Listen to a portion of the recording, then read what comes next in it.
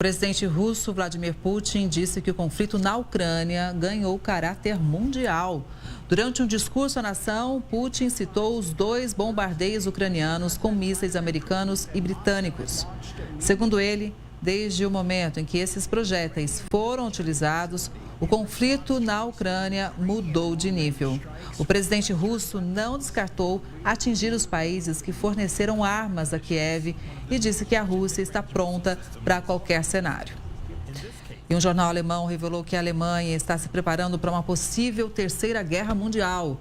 De acordo com documentos ultra-secretos, Berlim começou a fazer planos sobre como pode ajudar a enviar até 800 mil soldados da OTAN para a Ucrânia. O plano também detalha edifícios e infraestruturas específicas que devem ser protegidos para que possam ser usados pelos militares e como empresas e civis devem se preparar em caso de ameaça. Os documentos também apontam que a Alemanha está se preparando para enviar 200 mil veículos militares caso a Aliança do Atlântico Norte seja obrigada a se juntar ao conflito na Ucrânia.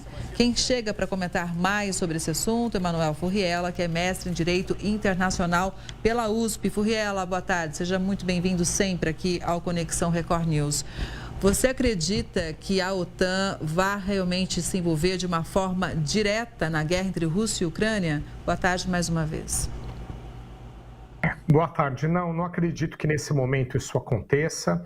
Há uma leitura por parte da Rússia de que o apoio que a OTAN e os Estados Unidos, principalmente, dão à Ucrânia estaria passando dos limites o que faria com que eles fossem considerados parte do conflito. Então, quando você tem um conflito onde partes apoiam, o apoio, segundo essa teoria, não pode ser de tal forma forte ou substancial que faça com que haja uma reversão do conflito, ou seja, que a Ucrânia vença por conta do apoio externo. Caso contrário, haveria a consideração de que estes que apoiaram também estão na guerra. Então, essa é uma teoria. Mas eu acho que, mesmo com esse escalonamento dos últimos dias, onde os Estados Unidos autorizou a Ucrânia a utilizar armas mais ofensivas diretamente contra a Rússia, o que gerou essas respostas russas nos últimos momentos, isso faz com que haja um acirramento, mas não propriamente um embate direto que a gente possa considerar aí uma guerra envolvendo outras partes que não as duas mencionadas. Além disso, há um compasso de espera em relação ao novo governo americano.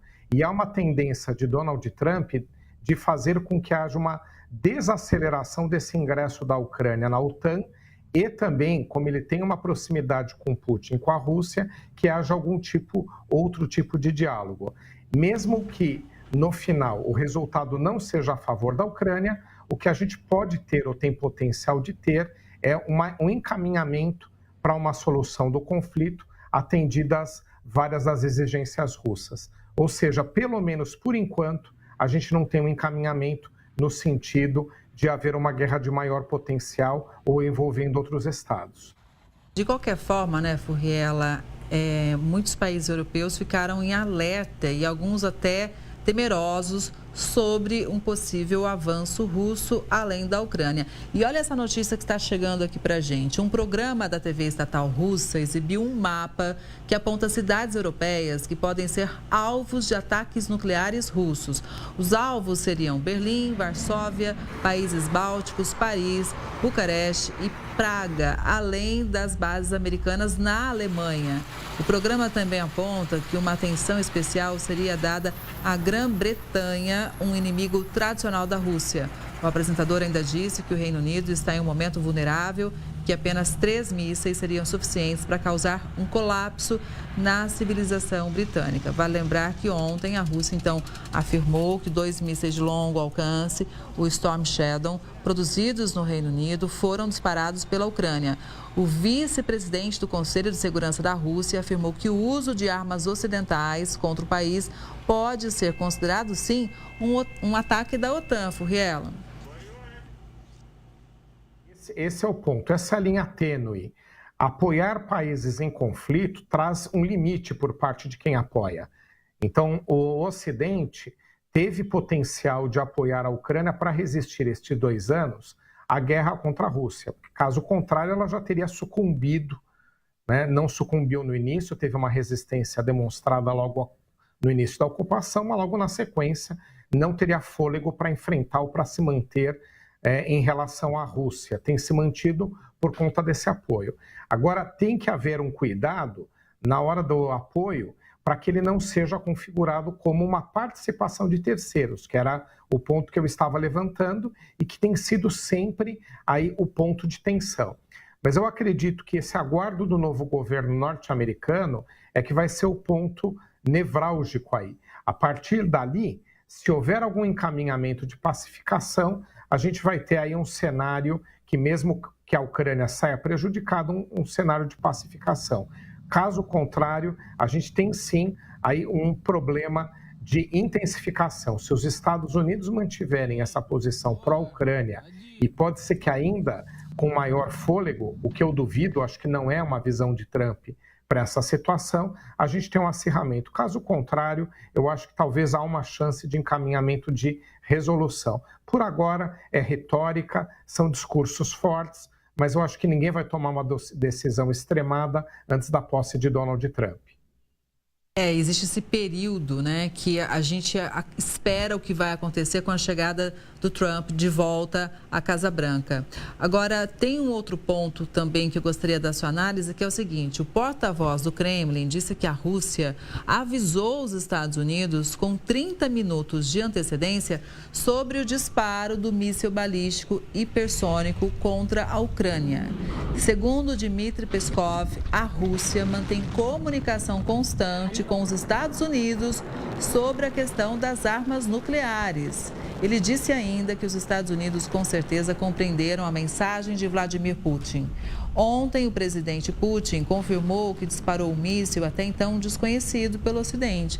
Ele pode carregar 4 bombas atômicas com capacidade de destruição bem maior do que as que destruíram Hiroshima na Segunda Guerra Mundial. O equipamento pode atingir 10 vezes a velocidade do som, equivalente a mais de 10 mil quilômetros por hora. O ataque teve como alvo um local de complexo militar industrial ucraniano. Putin confirmou que o míssil, que não carregava armas nucleares, foi testado na Ucrânia como resposta ao uso de projéteis fabricados nos Estados Unidos contra a Rússia. E, professor, eu acho muito importante, né, Furriela, a gente trazer aqui uma análise do que foi citado ontem, inclusive pela Rússia, sobre a não intenção de usar armas nucleares. Até porque nunca armas nucleares foram usadas, mesmo que táticas, em contextos de guerra, efetivamente. Ninguém sabe o que pode acontecer. Mas fica essa pressão, essa moeda de troca da Rússia ou de tensionar mesmo os países que apoiam a Ucrânia, não é? É sempre utilizado em forma de discurso, não é? Conforme você mencionou, a última e a única oportunidade na qual foram utilizadas as armas nucleares, e aliás muito menos poderosas do que aquelas que a gente tem hoje em dia, foi durante a Segunda Guerra Mundial, no final da Segunda Guerra Mundial, atacando Hiroshima e Nagasaki. Então, de resto, essas utilizações elas foram em testes, né? Então não propriamente em conflitos ou para atacar um inimigo. Mas ficam se dando recados. Então, utilizaram um míssil com capacidade de transporte de ogivas, ou seja, de armamento nuclear, né, de alto poder destrutivo, para mostrar que há a possibilidade da utilização. Então, faz parte de um acirramento de discurso. Então, essa autorização que os Estados Unidos deram à Ucrânia para atacar a Rússia, utilizando armamentos que tinham sido doados, né, pelos Estados Unidos e outros países europeus, pegou muito mal. E a Rússia se sentiu ali pressionada a dar um tipo de resposta. Então mandou um míssil que tem potencial de levar armamentos nucleares, mas propriamente não os instalou, não atacou. Mas fica o recado aí nessa guerra de narrativas. Agora, o porta-voz do secretário-geral da ONU disse que o lançamento do míssil balístico por parte de Moscou é uma evolução preocupante. Não deixa de ser, né, Furriela? O representante afirmou ainda que tudo está indo na direção errada. O porta-voz convocou as partes envolvidas a adotarem medidas urgentes para não escalar a guerra e garantir a proteção dos civis e das infraestruturas essenciais. Ele ainda reiterou o apelo feito por Antônio Guterres para que a guerra acabe em respeito ao direito internacional. E o Conselho da OTAN para a Ucrânia vai fazer uma reunião em Bruxelas para analisar o ataque lançado pela Rússia. O encontro vai reunir embaixadores e foi convocado pela Ucrânia após o ataque russo à cidade de Dnipro. Um porta-voz da aliança diminuiu a importância do lançamento russo e disse que a implementação desse armamento não vai mudar o curso do conflito nem impedir que os aliados da OTAN apoiem a Ucrânia. Qual é a sua opinião, Furriela? Bom, o mundo viveu uma situação aí de choque com a utilização desse armamento. Mas era de se esperar alguma resposta russa, né? De qualquer forma. Agora, o conflito, infelizmente, para que ele tenha algum tipo de encaminhamento de resolução, ele vai trazer grandes prejuízos, principalmente à Ucrânia. A Rússia tem sofrido por conta das sanções. Acredito que ela não vai conseguir ser compensada em eventual acordo, mas ela vai tomar parte do território ucraniano, principalmente ali a região de fronteira, para ligar o seu território à Crimeia, né, que é a península que eles já haviam tomado em 2014 e 2015. Então, esse tipo de cenário, infelizmente, vai acontecer. A Ucrânia ela poderia, caso quisesse, ter negociado ainda no primeiro mês do início da sua guerra com a Rússia, outros termos de acordo que envolveriam principalmente o seu não ingresso à OTAN. Hoje em dia, esse tipo de tratativa já não funciona mais. A Rússia não vai abrir mão de fazer alguma composição que não envolva entregar território adicional ao seu. Isso faz parte de uma estratégia dela, inclusive de acesso ao mar. Lembrando aqui que, apesar do território russo ser o mais extenso do planeta, é praticamente o dobro do Brasil, só para a gente dar uma dimensão de quão grande é a Rússia, ela tem vários problemas de acesso a portos, principalmente do lado ocidental. Então, ele se torna uma oportunidade, já que ela entrou no conflito por um motivo, que foi o de não permitir o ingresso da Ucrânia na OTAN, né, para não trazer os armamentos da OTAN para sua fronteira, se transformou em outro. Então, agora ela também quer aproveitar a oportunidade para para tomar parte do território ucraniano e melhorar o seu acesso a portos, principalmente via Crimeia. Agora, a China pediu moderação após Moscou lançar o míssil balístico com capacidade nuclear contra Dnipro. E segundo o porta-voz do Ministério das Relações Exteriores da China, todas as partes envolvidas devem manter a calma, promover o diálogo e criar condições para uma rápida concretização de um cessar-fogo. O Ministério também reiterou a posição pública da China sobre o conflito, dizendo que a crise deve ser resolvida por meios políticos para evitar a escalada da situação. A OTAN já chamou a China de facilitadora da guerra, acusando Pequim de reforçar o setor de defesa da Rússia. A China negou o fornecimento de armamento. Qual é a sua opinião sobre o papel da China nesse conflito? A China é quem alimenta o conflito. Em que sentido? Ela não aplicou sanções contra a Rússia, ela aproveitou a oportunidade para conseguir acesso aos vastos recursos naturais da Rússia, gás, principalmente petróleo, e conseguir em preços muito beneficiados, né, com custos muito mais baixos. A Rússia ofereceu isso à China não só porque ela precisa de divisas, mas também por conta de ser uma das únicas oportunidades que ela teria de se aproximar com a China e criar um contraponto ao Ocidente.